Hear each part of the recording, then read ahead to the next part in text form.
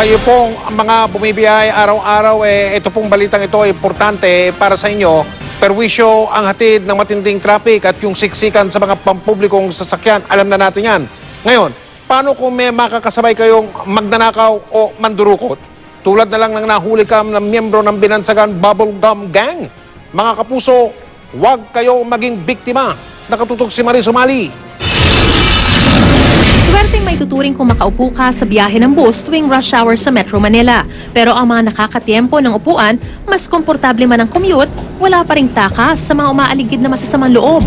Kagaya na lamang ng pasaherong ito na nadikitan umano ng bubblegum sa buhok.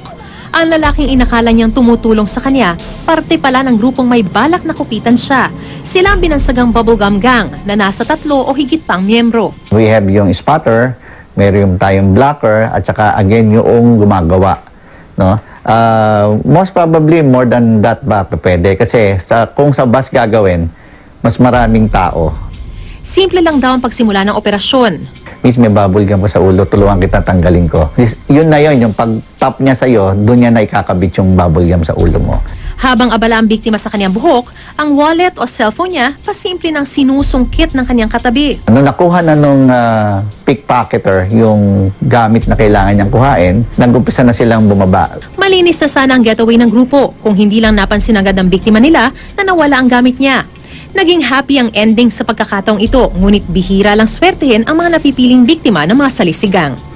Para sa mga araw-araw nagko-commute, talagang nakakapagod po ang pagbabiyahe pero hindi pa rin tayo dapat magpakakampante. Kaya ang dapat natin gawin kapag kasakay pa lang natin ng bus, una muna natin gagawin ay i-check ang ating uupuan. Baka kasi may mga nakadikit ng bubblegum. Pagkatapos, yung mga dala-dala nating gamit o mga bag, siguraduhin natin lagi natin siya nakikita. So ilagay na lang natin siya sa ating mga hita. At mas maganda rin kung yung mga handle isukbit na lang natin siya sa ating braso para lagi nating nababantayan. Dapat din siguraduhin laging nakasara ang inyong mga bag, lalo na kapag siksikan dun sa bus. At kung sakaling mabiktima kayo ng Bubblegum Gang, siguraduhin munang isa-secure ang inyong gamit bago ayusin ang inyong buhok o kung saan man idinikit ang bubblegum. Tandaan, huwag agad-agad magtitiwala para huwag maging biktima. Marie Sumali, nakatutok, 24 oras.